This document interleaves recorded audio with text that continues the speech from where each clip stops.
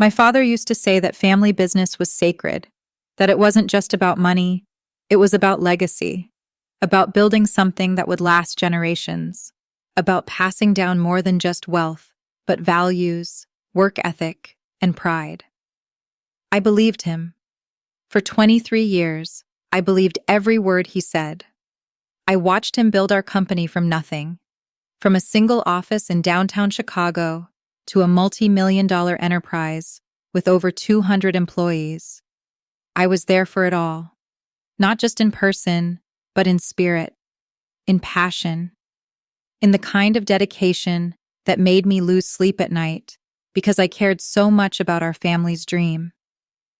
But here's what I didn't know back then. Legacy isn't what you say it is. Legacy is what you do. And sometimes, legacy is broken before it even gets passed down. My name is Marcus. I'm 31 years old. And this is the story of how I watched everything I believed in crumble. Not because of bad luck, not because of the economy, not because of bad decisions on my part, but because my father made a choice that would cost him everything. The choice to give our family company to my brother. Now, before I go any further, I need you to understand something about my family. We weren't rich, not when I was young. My father, David Winters, started his commercial construction company in 1998 with barely $10,000 and a truck he'd saved for 5 years to buy. My mother worked as an accountant to keep us afloat while he took night classes in business management and project planning. I remember being 8 years old, sitting in our small apartment while my parents discussed finances at the kitchen table. My mother would show my father spreadsheets, printouts of numbers that I couldn't understand. My father would rub his temples, stressed beyond belief, but he'd squeeze her hand and say, "Next year will be better, I promise you." And he was right. By the time I was 12, we'd moved into a decent house. By the time I was 16, we had 2 cars, and my parents didn't argue about money anymore. By the time I was 22, my father's company, Winters Construction, was generating $40 million a year in revenue. But there was a problem, even back then. A problem I didn't want to see because I loved my father too much. My younger brother, Daniel, was different from me. Where I was methodical and careful, Daniel was charming and reckless. Where I read contracts line by line, Daniel made deals with a handshake and a smile. Where I stayed late to double-check our work, Daniel left early to network at bars and golf clubs. And my father loved it. I don't say that with bitterness, not anymore. I say it as a fact. Daniel was everything my father wanted to be. Charismatic, confident, the kind of person who could walk into a room and make everyone want to follow him. My father, despite all his success, was still that scared kid who'd grown up poor. He was still the guy who had to work twice as hard as everyone else to get half as far. Daniel seemed to move through the world effortlessly. So when Daniel joined the company at 25, 5 years after I'd already been working there, my father's entire demeanor changed. I remember the day Daniel started. It was a Monday in March. My father took him around the office, introducing him to everyone. He wasn't just proud, he was glowing. There was this light in his eyes that I'd never seen before, not even when the company hit its first $1 million year. "This is my son," he kept saying. "My boy is going to take this company to the next level." At first, I thought it was just a phase. New parent pride, the excitement of bringing your kid into the family business. I was happy for them, genuinely. I thought, great, now I won't be carrying this alone. Now I'll have backup. But I was naive. Daniel was given the title of Senior Vice President of Business Development within 3 months. I was still just VP of Operations. Daniel had an office on the executive floor. I'd been asking for one for 2 years. Daniel's salary was negotiated by my father personally. My raises came through the normal HR process. And when clients came in, my father always introduced Daniel first. "This is my son," he'd say. "He's the future of this company." The implication was clear, at least to me. I was the present. Daniel was the future. Now I could have left. I probably should have left. There were other companies that would have jumped at the chance to hire someone with my experience and track record. But I didn't leave because I was still that kid who believed in my father's vision. I was still invested in the legacy he'd built. I thought, maybe, if I just worked harder, if I just proved myself more, he'd see that I belonged in that future too. So I worked harder. I came in earlier. I stayed later. I took on bigger projects. I brought in bigger clients. Over the next 5 years, while Daniel was taking long lunches and playing golf with potential business partners, I was in the field, making sure every project came in on time and under budget. I won Employee of the Year 3 times. I never got a bonus bigger than $10,000. Daniel closed 2 major contracts in his first year, contracts that turned out to be disasters in terms of profitability but looked amazing on the surface. He got a $100,000 bonus. But here's the thing about loyalty. It doesn't care about fairness. It doesn't care about logic. Loyalty just makes you stay, even when you know you should leave. It makes you hope that one day, things will change. That one day, your parent will look at you the way they look at everyone else and finally see your worth. That day never came. By the time I was 30, I'd accepted my role in the company.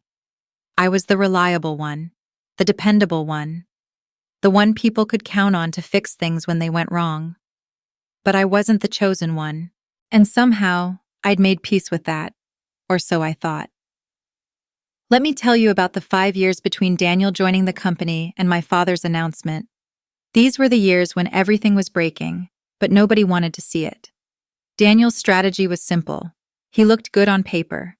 He was fantastic at the presentation of success. He'd host these elaborate client dinners at expensive restaurants. He'd take potential partners to games and show them a good time. He'd make promises, big, ambitious promises, about what winter's construction could do for them. And at first, it worked. We won contracts, huge ones. Our revenue jumped from 40 million to 60 million to 70 million. On the surface, everything was booming. But beneath that surface, things were rotting. I started noticing small things first. A project that was supposed to be completed in 4 months went to 7. We had to pay penalty fees. Then another project started over budget almost immediately. We brought in extra crews to catch up, which only made it worse. When I mentioned these problems to Daniel, he'd brush me off.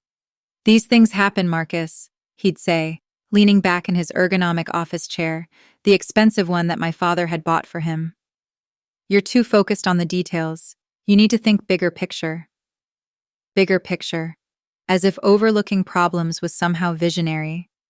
I remember going to my father about it once. I brought him the numbers. I showed him the trend. Profitability was down 12%, even though revenue was up. We were taking on more work and making less money. That's not how successful businesses work. My father looked at the papers, and I could see something cross his face. A moment of concern, a flicker of doubt. But then he said something that I'll never forget. "Daniel knows what he's doing, Marcus. You have to trust him. Not everything can be measured in spreadsheets. Some of it is about relationships, about trust, about the future." And that was it. He set the papers down and changed the subject. But I couldn't let it go. Not because I was trying to undermine Daniel. I want to be clear about that. But because I genuinely believed the company was in trouble. So I started paying closer attention. I started reviewing the contracts that Daniel had signed. Really reviewing them. Not just approving them as the VP of operations. And that's when I found the first real problem. One of our biggest clients was a real estate development company called Horizon Properties.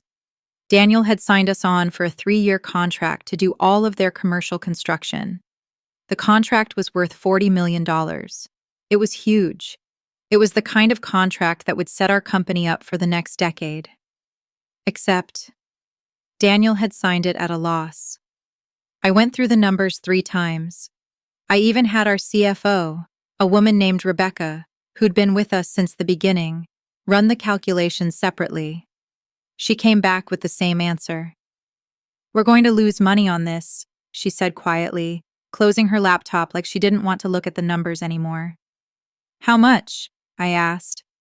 $8 to $12 million, depending on how the labor plays out. $12 million. I felt sick, literally sick. I went to the bathroom and threw up. Then I sat in a stall for 20 minutes, trying to figure out what to do. This was a moment where I could have gone to my father. I could have said, "Dad, we have a serious problem. Daniel made a catastrophic business decision." But I knew what would happen. My father would defend Daniel. He'd say something about how these things happen with new ventures, or how long-term investments sometimes require short-term losses, or any of 100 other things that would let him justify keeping Daniel in power. And frankly, I was tired of fighting. So instead, I documented everything. I made copies of the contracts. I kept detailed notes of every conversation I had with Daniel about the project. I tracked the money as it went out. I was building a case, though I didn't consciously realize that's what I was doing at the time. Over the next 2 years, things got worse. The Horizon Properties contract became a hemorrhage. We were losing $200,000 a month on that single job. But instead of cutting losses, which would have meant admitting that Daniel had made a huge mistake, the company just started burning through cash reserves to cover the gap. My father didn't seem to notice, or maybe he didn't want to notice. He was too busy being proud of Daniel's vision. Then there were the other contracts, smaller ones, but just as problematic. Daniel had a pattern. He'd sign contracts at the lowest possible price to win the business, without properly estimating costs or building in adequate profit margins. He'd promise clients things that we couldn't deliver. And when the reality didn't match his promises, he'd just move on to the next big deal, leaving the messes for people like me to clean up. By the time I was 31, Winters Construction had been profitable for 30 years. We had solid reserves. We had a sterling reputation. We had something that most companies spend their whole existence trying to achieve: stability. And my brother was methodically destroying it. The worst part? Nobody was stopping him. My father wouldn't hear criticism. The board of directors was mostly family friends who deferred to my father's judgment. And I was just documenting, just watching, just waiting. For what? I don't know. For my father to finally see the truth? For Daniel to fail so spectacularly that there was no hiding it? For some kind of divine intervention?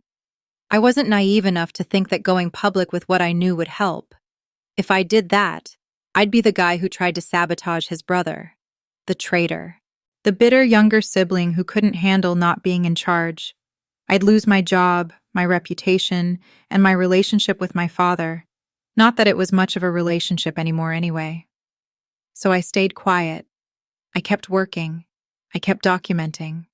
And I watched my father's legacy burn in slow motion, one bad contract at a time. There was only one person I confided in during those years: my wife, Jennifer. She knew something was wrong. Jennifer always knew when something was wrong with me. We'd been married for 6 years at that point, and she could read me like a book. One night, lying in bed, she asked me directly, "What's going on with you and your father?" And I broke. I told her everything: the favoritism, the bad contracts, the financial hemorrhage, the fact that I was documenting it all like some kind of accountant detective. All of it. Jennifer listened without interrupting. That's one of the things I love about her. She doesn't jump to solutions. She just listens. When I was done, she was quiet for a long moment. Then she said, "You know this isn't your responsibility, right? You know that whatever happens with your father's company, that's his decision. You didn't create this situation." "But I could stop it," I said. "If I wanted to, I could expose what Daniel's doing And what?" Jennifer interrupted. "Blow up your family? Lose your job? For what? For a company that your father has already given to your brother?" She was right, of course. But knowing you're right doesn't make the situation any better. I told Jennifer then that I didn't know how long I could stay, that I might need to find another job, start over somewhere else. And she supported me. She said if that's what I needed to do, we'd figure it out. But I didn't leave. I couldn't leave. Because as much as I hated what was happening, as much as I resented my father's favoritism, I still loved him. And I still believed, deep down, that maybe one day he'd see what was right in front of him. That day was coming sooner than I expected. It was a Thursday evening in November when my father called a family meeting. He never did that. We'd have company meetings, sure, board meetings, client dinners, but a family meeting at his house on a random Thursday? That didn't happen. My mother called me that afternoon. "Your father wants everyone at the house at 6 o'clock," she said. There was something in her voice that made me nervous, a kind of careful neutrality that adults use when they're about to deliver bad news. "What's this about?" I asked. "He wants to tell everyone together," she said. I called Jennifer. "Something's happening," I said. "I need to go to my parents' house." "What kind of something?" she asked. "I don't know, but I have a bad feeling about it." I was right to have a bad feeling. My parents' house is this beautiful colonial in the suburbs of Chicago. 5 bedrooms, 3 bathrooms, sitting on 3 acres. My father bought it when the company really started taking off, and my mother decorated it with this perfect combination of elegance and comfort that always made you feel welcome, but also made you aware that you were in a nice home. When I arrived, Daniel was already there with his wife, Patricia. My parents were in the living room, and there was this formal feeling to the space. Everyone was standing. Nobody was sitting. The TV wasn't on. There were no drinks. It felt like a funeral or a trial. My father was wearing one of his good suits. Dark blue, Italian-made, the kind of suit he wore to important meetings. But his tie was loosened, and there was sweat on his forehead, even though the house was cool. "Marcus," he said when he saw me. "Thank you for coming. Everyone's here now." My mother gave me a look. Just a glance, but I could read it. This is serious. My father took a breath. And for a moment, just a moment, I thought he was going to talk about the company's finances. I thought he'd finally figured it out. I thought he was going to acknowledge that something was wrong, and maybe ask my advice on how to fix it. "I've been thinking a lot lately about legacy," my father began. "About what it means to build something over 30 years and then trust someone else to take it forward." My chest tightened. I knew where this was going. "Winter's construction has been my life," he continued, "and I'm incredibly proud of what we've built. But I'm not getting any younger. I'm 63 years old. I've been thinking about what comes next." He paused, and I watched him look at Daniel. There was such tenderness in that look, such pride, and I felt something in me break a little. "Daniel has brought incredible energy to the company," my father said. "He's modernized our approach. He's brought in new business. He's shown me a vision for what Winter's construction could be in the future." Daniel stood a little straighter. I could see the satisfaction in his face. "So I've made a decision," my father said. "Effective immediately, I'm promoting Daniel to the position of CEO. I'm stepping back from the day-to-day operations, and I'm turning the company over to his leadership." The room was silent. "I'm going to stay on as executive chairman," he continued. "I'll be available for advice and guidance, but Daniel will be making the major decisions moving forward. Daniel will be the face of Winter's construction." My father turned directly to me then, and I could see in his eyes that he knew this would hurt me. I could see that he'd rehearsed this moment, and he was trying his best to deliver it with kindness. "Marcus," he said, "you've been invaluable to this company. I hope you'll continue in your role as VP of Operations. Winter's construction needs your steady hand. Daniel needs your support." It was like being punched in the stomach and told it was a compliment. I didn't say anything. I couldn't say anything.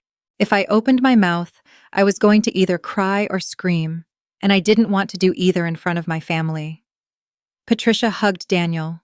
My mother looked at me with this expression of deep sadness, like she understood exactly what I was feeling. My father kept talking.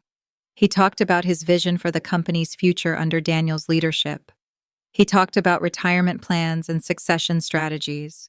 He talked about how proud he was of both his sons, but in a way that made it clear he was much more proud of Daniel. I excused myself and went to the bathroom.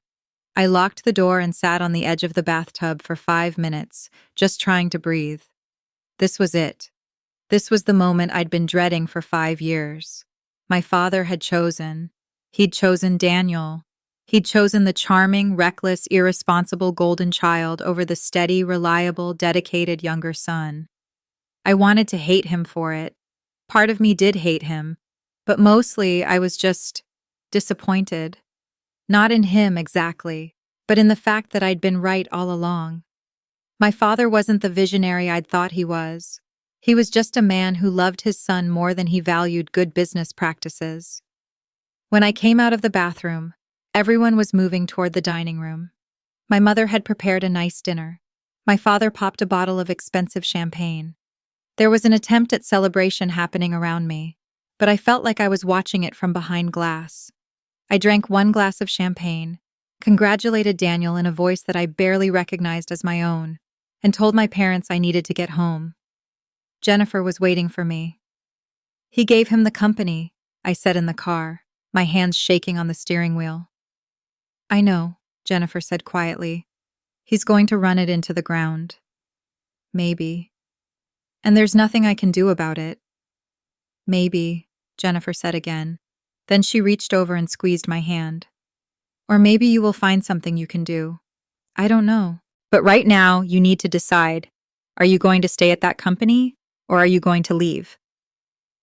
It was a good question. It was the right question. But I didn't have an answer.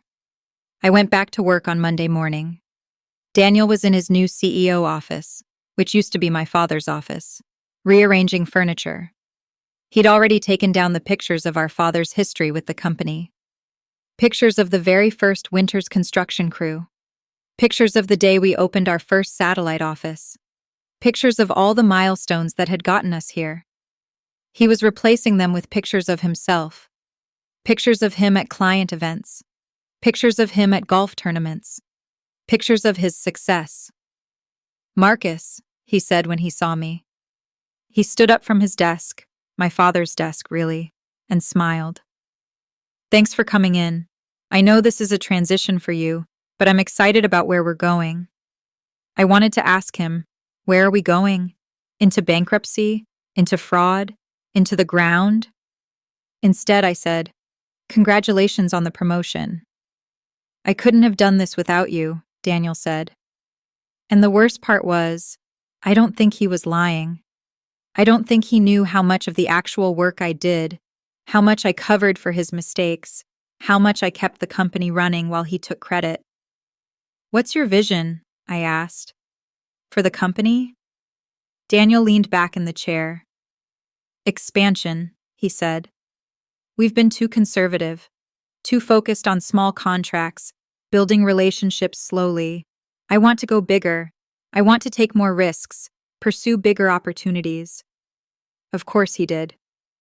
We're already stretched thin, I said carefully.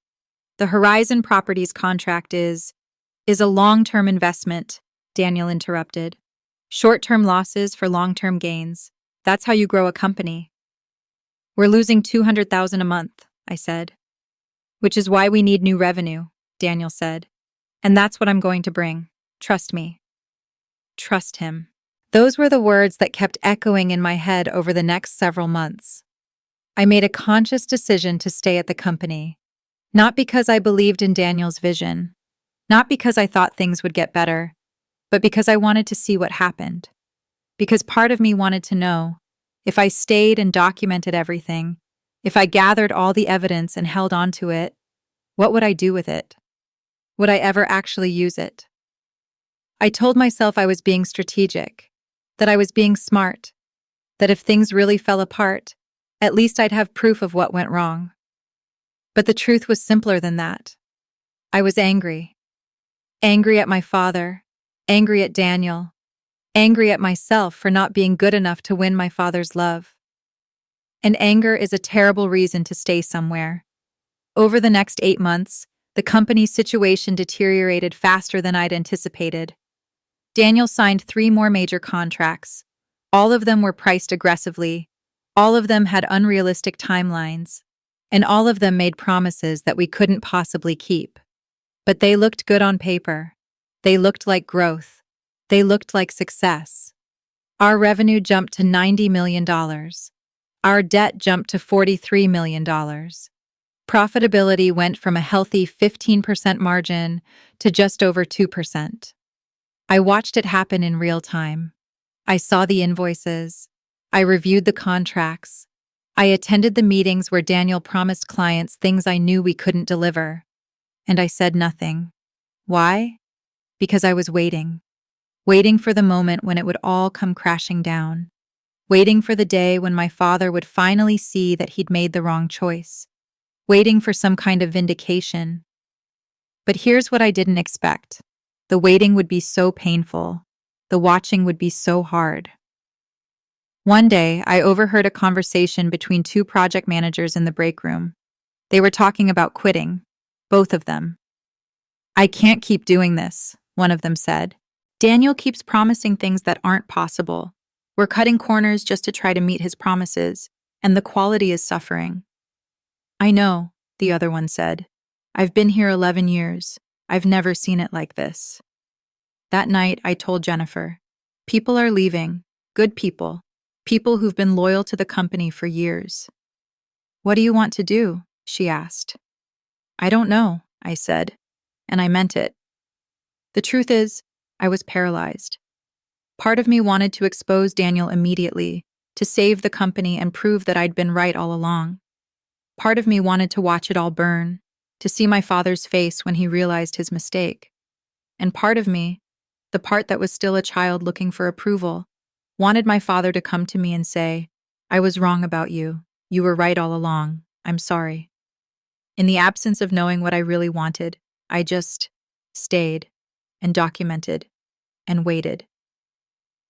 By August, 8 months after Daniel became CEO, our first major crisis hit. The Horizon Properties project was now 18 months behind schedule. They were threatening to walk away from the contract entirely. If they did, we'd have spent over $12 million on the job with nothing to show for it. Daniel called an emergency board meeting. I wasn't on the board. I'd never been. But I was asked to present the financial status to the board members. So I went into that meeting with my laptop and my spreadsheets and my years of documentation. My father was there. My father who'd stepped back but was still executive chairman, who was still on the board, who still held the power to make decisions. I presented the numbers. I showed the losses. I showed the trend. I showed how we'd gone from stable and profitable to barely sustainable. And then Daniel spoke. "These numbers are just one way of looking at things," he said smoothly. "What we're not accounting for is the long-term value of these relationships. Horizon Properties is a client that will work with us for years to come. This is an investment in that relationship." My father nodded like this made sense. "We need to double down," Daniel continued. "We need to show them that we're committed to their success. If we back away now, we lose the relationship and the future revenue." "But we're losing money now," I said. It was the only thing I said during that meeting. "Temporary," Daniel said, and smiled at me like I was a child who didn't understand how business worked. And my father believed him. I could see it in his face. Even as he'd stepped back from the company, even as he'd given it to Daniel, he still believed in Daniel, still trusted him. "Let's give it until the end of the year," my father said. "If things haven't improved by then, we'll reassess." We had 3 months. 3 months to turn around a situation that had been deteriorating for 2 years. It wasn't going to happen. I knew it wasn't going to happen. And I was pretty sure that at some point, someone else would know it too. It came from an unexpected source. In September, 2 months before that board meeting deadline, I received an email from a woman named Sarah Chen.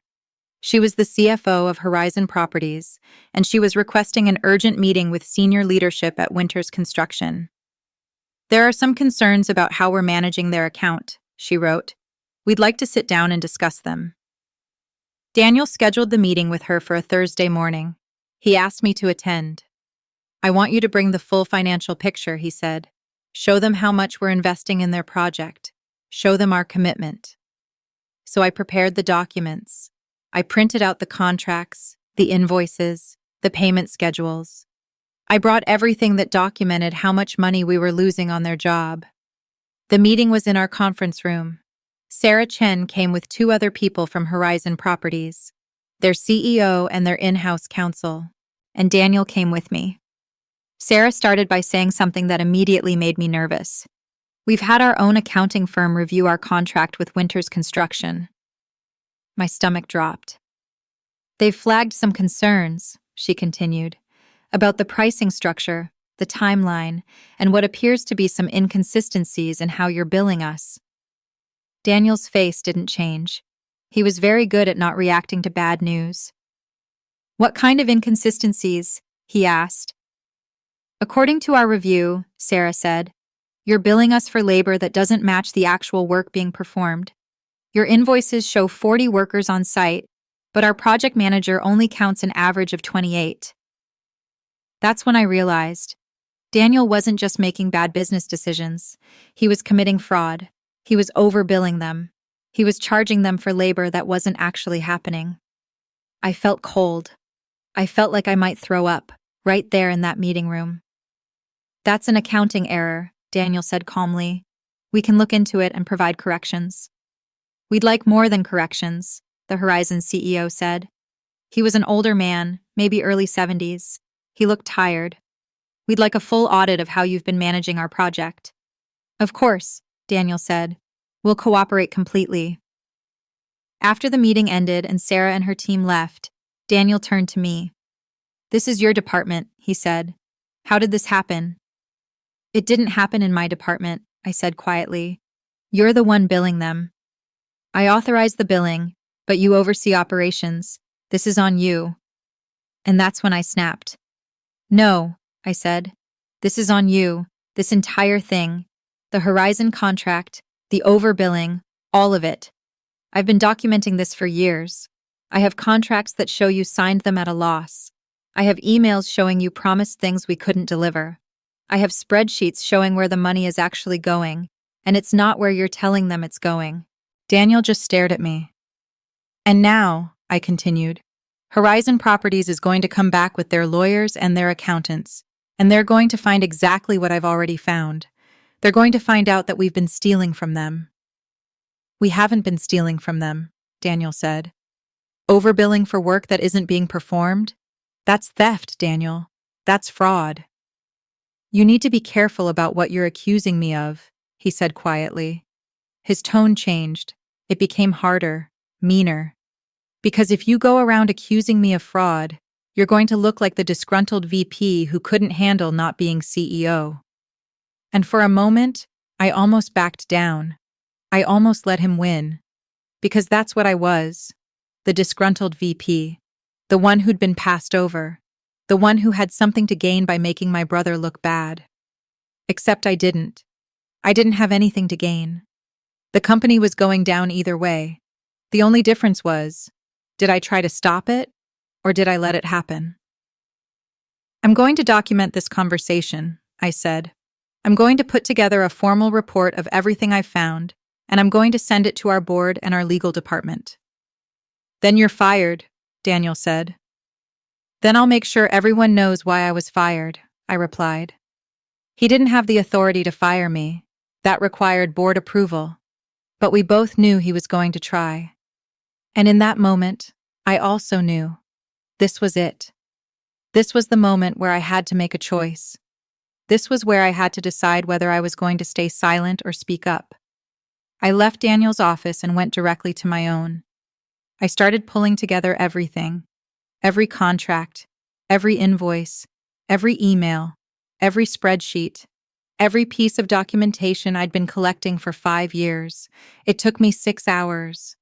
When I was done, I had a 47-page report that laid out, in excruciating detail, exactly how Daniel had been mismanaging the company, how he'd signed contracts he couldn't keep, how he'd overbilled clients, how he'd been hiding losses under the guise of long-term investments, how he'd made promises that were impossible to keep.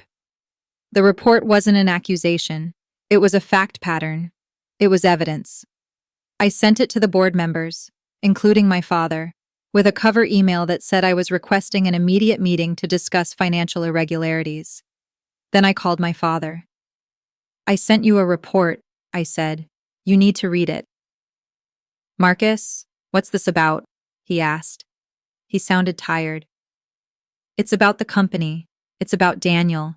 It's about what's really happening with our finances. There was a long pause. I'll read it, he said finally. I hung up and sat in my office for the next 2 hours, just staring at my computer screen. Jennifer called. How did it go? I reported him, I said. I told them everything. Are you okay? She asked. No, I said. No, I'm not okay. That evening, the board called an emergency meeting. All members. My father, 3 other board members, and Daniel. They brought in a lawyer. I wasn't invited. I waited in my office while they met in the conference room. I could hear raised voices. I could hear Daniel defending himself. I could hear my father asking questions. After 3 hours, my father came to my office. He looked old, like he'd aged 10 years in one day. I read your report, he said, sitting down in the chair across from my desk. And, I said, you should have come to me sooner. Those words hit me harder than anything else could have. Not, you're right, not, I'm sorry, but you should have come to me sooner. As if I'd failed him by trying to handle this privately. As if I'd failed him by being loyal and not wanting to expose my brother. As if I'd failed him for the exact reasons he'd always valued me. I couldn't, I said. I didn't know what to do. The board is going to bring in an independent auditor, my father said. Tomorrow. We need to get to the bottom of this. If what you're saying is true, it's true, I said. Then we have serious problems. He left without another word. The next morning, the auditor arrived, and within 48 hours, Horizon Properties had lawyered up and sent us a cease and desist letter threatening to terminate the contract and sue for damages. And that's when I made the decision that would change everything. I contacted the SEC. I didn't plan to contact the SEC. It wasn't some grand strategy that I'd been plotting for years. It was something that happened in a moment of clarity when I realized that this wasn't just about my family anymore. This was about something bigger. Here's what I mean. Yes, Daniel had wronged me. Yes, my father had wronged me. But what they'd done to Horizon Properties, and potentially to other clients, went beyond family drama. This was fraud. This was theft. This was something that could affect hundreds of employees, dozens of clients, and thousands of stakeholders. The morning after I contacted the SEC, I received a call from an agent named Robert Martinez. His voice was calm and professional. I'm with the Securities and Exchange Commission, he said. We'd like to talk to you about Winter's construction. We scheduled a meeting for the next day at an SEC office downtown. I didn't tell Daniel. I didn't tell my father. I told Jennifer, and that was it. Are you sure about this? Jennifer asked the night before. No, I said, but I don't know how else to stop him.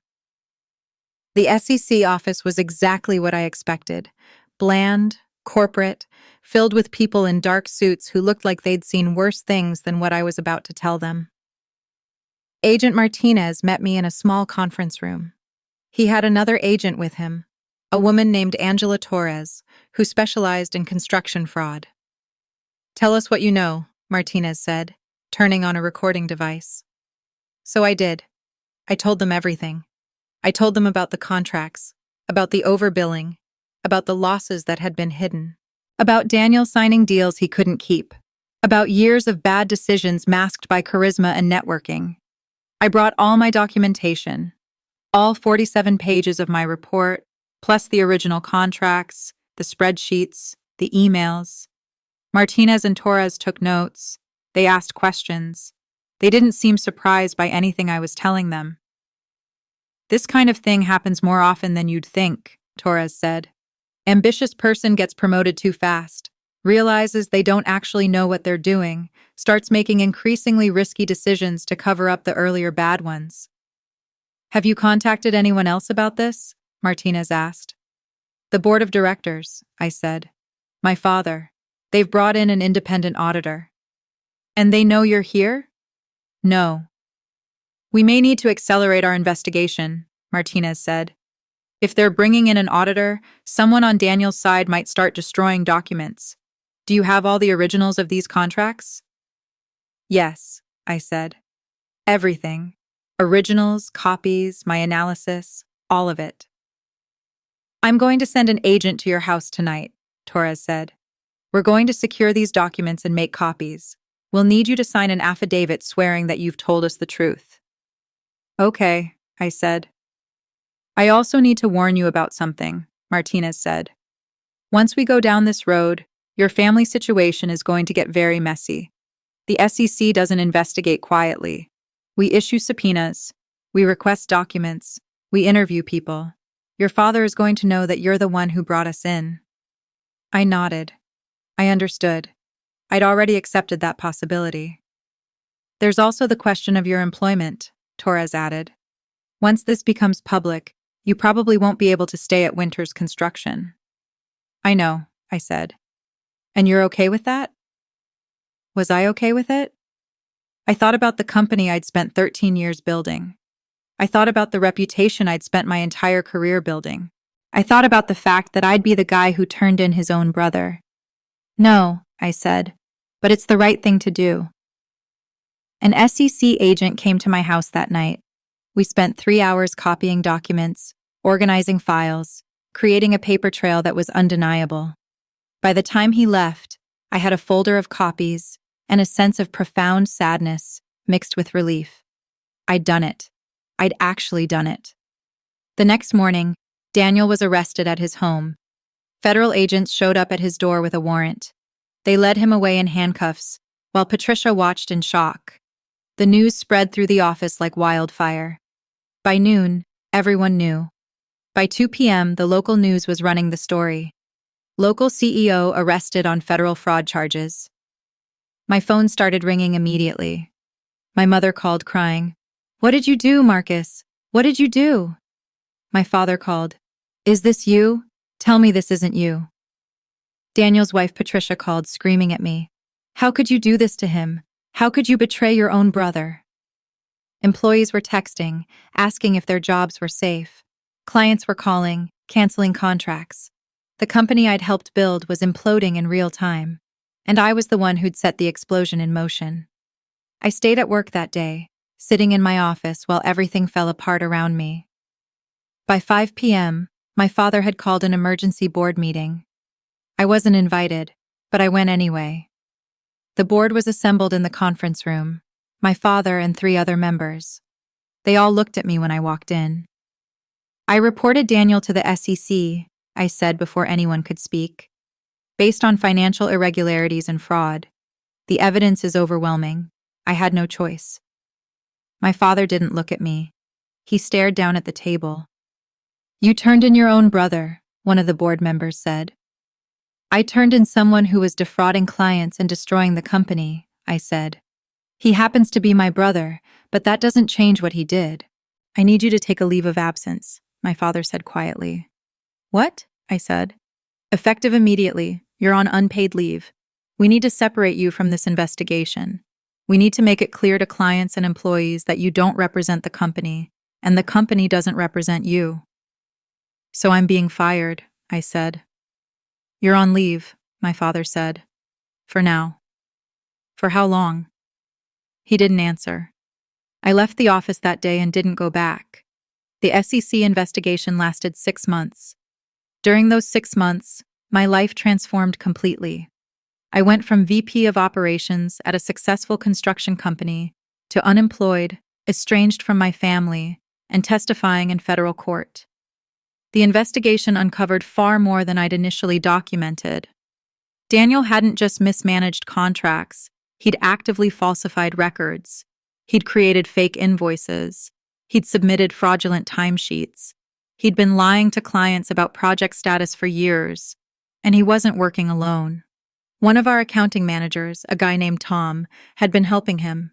Not because he believed in the fraud, but because Daniel had threatened his job if he didn't cooperate. Tom eventually cooperated with the SEC and became a witness. Another project manager, someone I worked with regularly, had also been caught up in it. He'd been submitting inflated labor reports because Daniel had told him to. He'd been instructed to lie about how many workers were actually on site.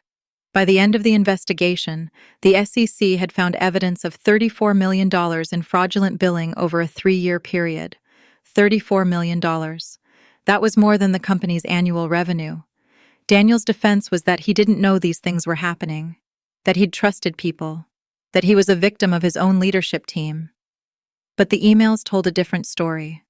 The emails showed him instructing people to overbill.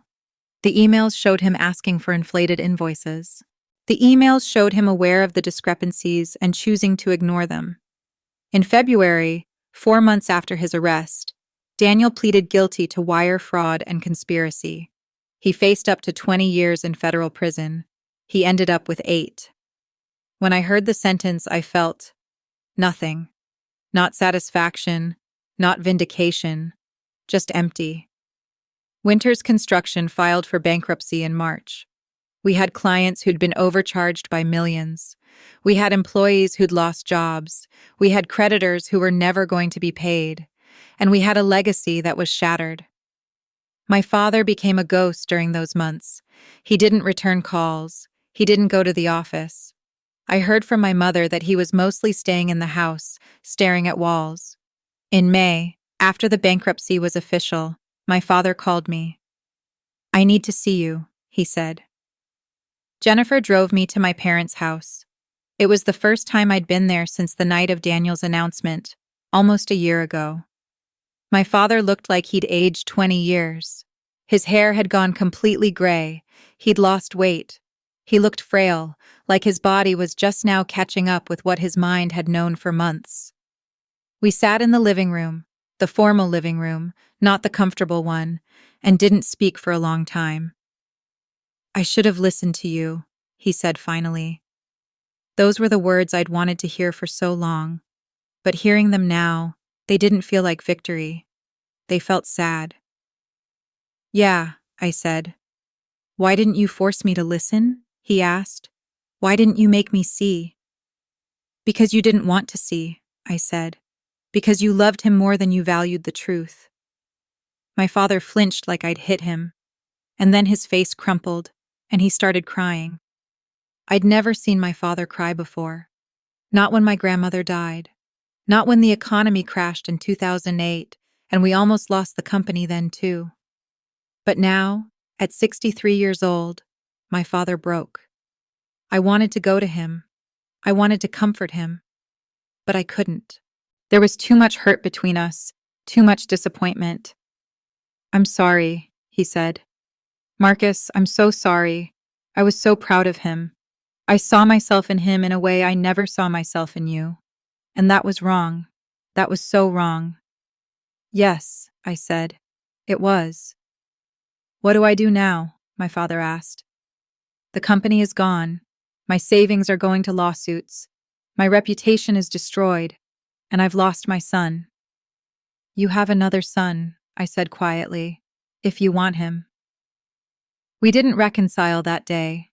We didn't suddenly become close again. But something shifted. Something opened up a possibility for healing. By the time the trial ended, 3 months later, I'd found a new job. I was the VP of operations at a different construction company, a smaller one but stable. Jennifer had gotten a promotion. We'd moved on. My father had to testify at Daniel's trial. So did I. We saw each other in the courthouse hallway. We didn't speak, but we acknowledged each other. The judge handed down Daniel's sentence on a Thursday afternoon in August. 8 years in federal prison. Daniel would be 50 years old when he got out. Horizon Properties settled their lawsuit for $13 million. The company covered $6 million out of bankruptcy. Horizon took a $7 million loss. Other clients who'd been defrauded filed claims in the bankruptcy. Most of them recovered maybe 30 cents on the dollar. And Winters Construction, the company my father had built over 33 years, ceased to exist. All of it gone. All of it destroyed. And for what? That's the question I kept asking myself. Yes, fraud had been exposed. Yes, justice had been served, in a legal sense. But at what cost? My father lost his legacy. Daniel lost his freedom. I lost my family business. Employees lost their jobs. Clients lost millions of dollars. The only person who won was me, and I didn't feel like a winner. It's been a year and 4 months since Daniel was sentenced. I'm not sure why I'm telling this story now. Maybe because enough time has passed that I can think about it without feeling like I'm drowning. Maybe because I've realized that what happened wasn't really about vindication or revenge or proving that I was right. It was about stopping something that was wrong, even when stopping it meant destroying everything in the process. Last month, I had lunch with my father. We did it at a restaurant, neutral ground. We met on a Saturday morning, and neither of us brought our spouses. He'd aged, but less than he did during the worst of it. He'd found a job as a consultant for construction firms. It wasn't the same as owning his own company, but it gave him purpose again. It gave him a reason to wake up in the morning. "I've been thinking about what you did," my father said over coffee. "About turning Daniel in." "Yeah," I said. I didn't know what else to say. "I wanted to hate you for it," he continued. "For a long time I did. I saw you as a traitor." I nodded. I understood. "But I've had a lot of time to think," he said. "And I realized that what you did was the right thing. The hard thing, but the right thing." "I should have done it earlier," I said. "Maybe," my father said. "But you did it when you needed to. That matters." We didn't suddenly become best friends. We didn't suddenly have the relationship I'd always wanted. But we found something better. We found honesty. We found the ability to acknowledge that both of us had made mistakes, and we both had to live with the consequences. "What happened to you?" I asked him. "How did you lose sight of what was real?" My father was quiet for a long moment. "I think," he said slowly, "that I was so focused on building something that I forgot to pay attention to what I was actually building. I was so proud of Daniel because he reminded me of what I wanted to be, instead of appreciating what you actually were. I was chasing a fantasy instead of being grateful for reality." That resonated with me in a way I didn't expect. "Do you ever see Daniel?" I asked. "No," my father said. "He doesn't want to see me. He blames me for what happened." "Are you going to try?" "I don't know," my father said. "I might visit him. I should probably try, but I don't know if he'll forgive me, and I don't know if I've forgiven myself."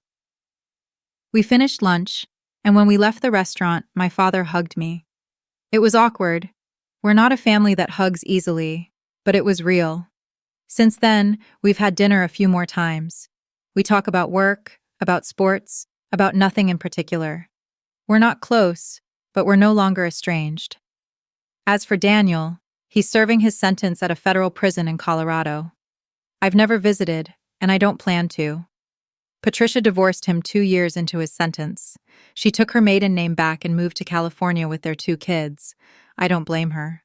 The employees of Winters Construction eventually found other jobs. Some started their own companies. One of them, Rebecca, the CFO who'd first noticed the problem, is now the chief financial officer of a major real estate development firm. She got her dream job partly because of her integrity. She'd been willing to tell the truth. Horizon Properties recovered. They hired a new contractor to finish their project.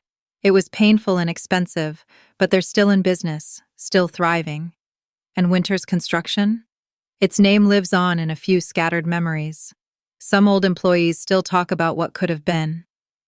Some of my father's friends still mention the tragedy of what happened, but mostly, it's forgotten.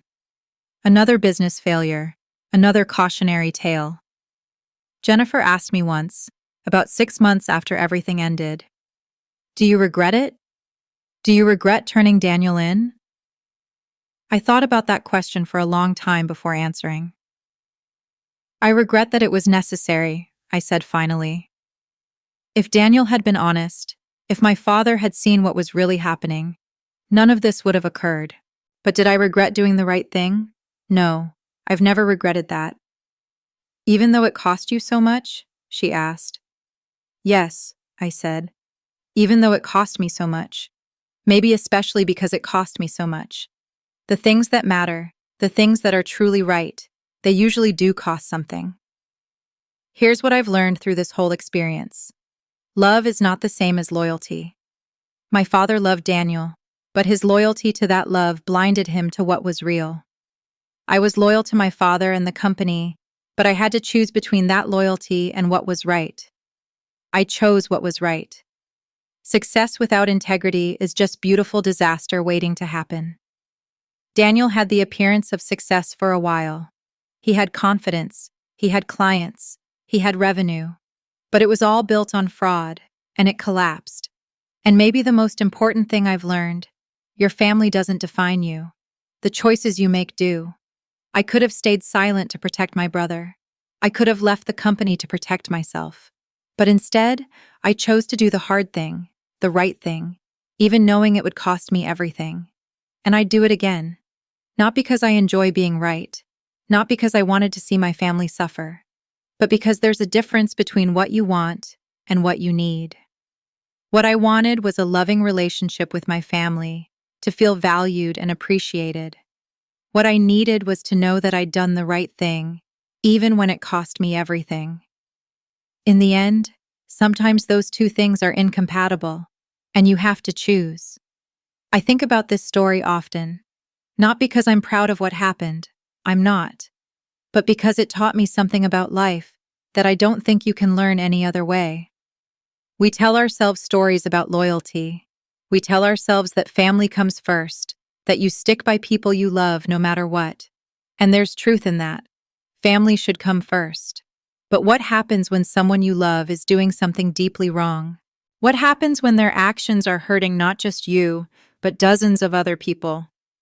That's the question I had to answer. And the honest answer is, it's hard. It's impossibly hard. Because the easy path, the path I wanted to take, was to stay silent, to let things play out, to document everything and tell myself I was being smart and strategic, when really I was just being cowardly. It took my father giving away the company to Daniel for me to finally act. But I should have acted sooner. That's what I live with now. Not regret about turning Daniel in, but regret about how long I waited. About how much longer I let it go on. About how many more clients I let get defrauded while I was documenting and waiting and hoping that my father would see the truth on his own. The truth is, I could have saved the company. If I'd gone to my father 3 years earlier, if I'd presented him with the evidence and forced him to make a choice, maybe we could have stopped Daniel before he caused irreparable damage. But I didn't do that. Why? Because I wanted my father to figure it out on his own. Because I wanted him to come to me and apologize for choosing Daniel. Because I wanted validation that I'd been right all along. And in wanting those things, I let things get worse. So here's what I want to say to anyone listening to this story who might be in a similar situation. If you know something is wrong, speak up. Not after years of documentation. Not after you've given someone 1,000 chances. Not after you've suffered in silence. Speak up as soon as you know something is genuinely, fundamentally wrong. Because silence is a choice too, and it's rarely the right one. I spent 5 years staying silent. 5 years watching my father's company be destroyed from the inside. 5 years waiting for justice that I had the power to create all along. And all that silence did was make things worse. My father lost his legacy. Daniel lost his freedom. I lost years of my life to anger and disappointment. All because I was too afraid to have a difficult conversation, too hurt to be honest about what I was seeing, too resentful to try to fix things before they became unfixable. There's another lesson here too, and it's about love. I loved my father, and I think my father loved me. But our love wasn't strong enough to overcome communication and honesty. It wasn't strong enough to make us see each other clearly. My father saw in Daniel what he wanted to see in himself. He couldn't see what was real. And I, in my hurt at being overlooked, couldn't tell him the truth even when I had the chance. Real love isn't about saying, I approve of what you're doing. Sometimes real love is about saying, I see something wrong, and I can't be silent about it. My father eventually understood that. It took losing everything, but he understood. Would he have appreciated me speaking up sooner? Maybe. Probably. Would it have saved the company? Possibly. We'll never know. But we both know one thing for certain. The path I took, the path of silent documentation and quiet anger, wasn't the path of love. It was the path of pride. It was the path of hurt. It was the path of someone who wanted to be proven right more than they wanted to prevent harm. And I'm not sure that's a path I'd recommend to anyone. The final thing I want to say is this. Your family doesn't define your worth. Your father's approval doesn't define your worth. Your brother's success or failure doesn't define your worth. The only thing that defines your worth is the choices you make and the integrity you bring to those choices. I worked at Winters Construction for 13 years. I was overlooked. I was underappreciated. I was passed over. And yes, that hurt. Yes, I resented it. But in the end, when I had to choose between protecting my brother and protecting the truth, I chose the truth. And regardless of what it cost me, I can live with that choice. I can sleep at night knowing that I did the right thing, even when it was hard, even when it was painful, even when it cost me my career, my family relationship, my entire future in that company. That's what integrity means. It means doing the right thing, not because it's easy, not because it's profitable, not because it will be appreciated, but because it's right. My father eventually learned that too. And maybe that's the greatest victory of all. Not that Daniel went to prison, not that the fraud was exposed, but that my father and I eventually found a way to respect each other again, based on shared understanding that we'd both made mistakes, we'd both grown, and we'd both survived. Life is complicated. Family is complicated. Love is complicated. But integrity? Integrity is simple.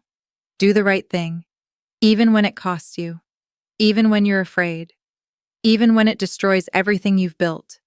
Because in the end, the only thing that matters is knowing that you did the right thing. Everything else is just noise.